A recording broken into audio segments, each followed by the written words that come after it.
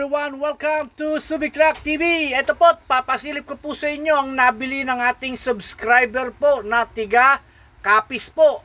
Isa po itong Isuzu na 12-wheeler wing van, and then original molly po, and then ang makina po nito is 6WF1, and then mechanical inline. Condition po ito nang nakita po ng ating subscriber po na taga Capiz po ha. Ito po, ipapasilip ko po sa inyo, and then hanggang sa ma-makeover po, hanggang sa maibago na po yung mukha. Ito na po siya ngayon, no? Isa na po siyang new paint, and then syempre ano na siya, new upholstery na rin, and then paint na rin yung kanyang chassis ng black. And then ito, iikutan ko po itong truck po na ito, and then para po sa may idea rin ko po kayo. Imili po ng truck dito sa Subic is ganito po ang nangyayari ha, as is condition muna, saka siya i-record pag nagkasundo na po kayo ng dealer. Ayan na po ang kabuuan po ng truck ng ating subscriber na tiga Capiz po ha. And then ako po nag-auction nung sa panahon na yon, lumalaban ako sa auction, tinawagan po nila ako, and then buti na lang po meron tayong kaibigan na nag-guide po sa kanila ha. And then nakisuyo po tayo ha, para po ma-guide natin si Sir. Siyempre galing pa po ng Capiz, tapos wala siyang makikitang truck na hinahanap niya.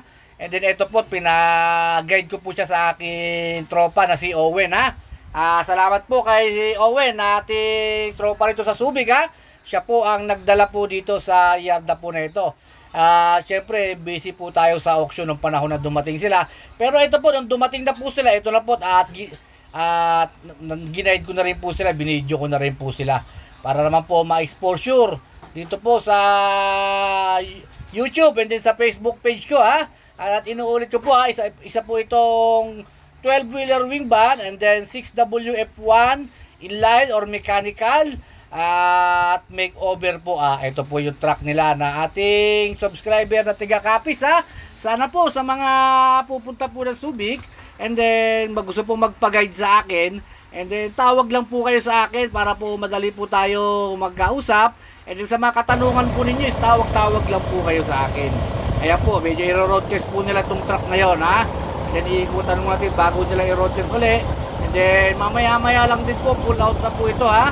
And then sila nga pala ay nag-hotel dito sa Subic ha. 5 days sila nag-hotel. Inantay na po nila ma-pull out itong truck para po pag-diretso ng uwi ng Capiz ha. At then may pangarga raw sa Bulacan sila ha. Bigas yata pangarga or mais. Hindi ko na ganit tinanong. Ayan po, original molly po yan ha. Made in Japan. Hindi po yan convert sa molly ha. Bihirang-bihira po ang naka-original molly po sa 12-wheeler. Halos ka lahat po ng 12-wheeler karamihan.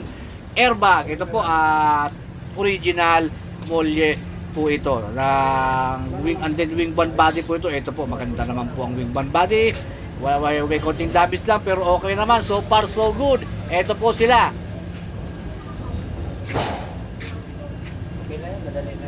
Brother. Ano kayo? Tiga saan? Tiga saan kayo? Capiz, Arwa City. Arwa City sa Capiz? Stay in pa kayo ng matagal dito, no? Okay. Sige, shoutout muna kayo sa inyong Shoutout dyan sa RB Grains. Ikaw rin. Ayos lang. Bossing, gawos. Okay na? Yan, driver namin. Siya Yung driver ng bagong sasakyan ng RB Grains. May shoutout ka sa inyong lugar, oh. Ito sa Capiz.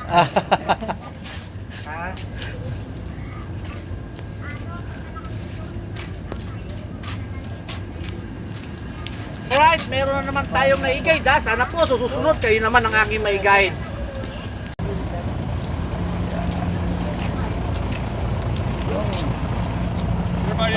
All of you.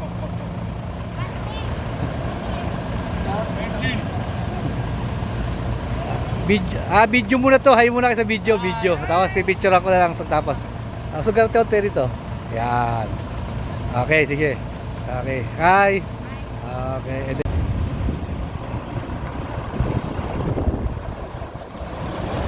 And then ito po, finally po, pull out na po sila. And then sana po sa mga nanonood po ng aking YouTube at saka Facebook page, please subscribe naman po. And then pakipalo naman po ako sa aking page. And then sa YouTube po please subscribe po my YouTube channel. Sana po kayo naman po ang mai-guide ko po dito sa Subic upang makahanap po ng unit na hinahanap po ninyo. And then maraming salamat po.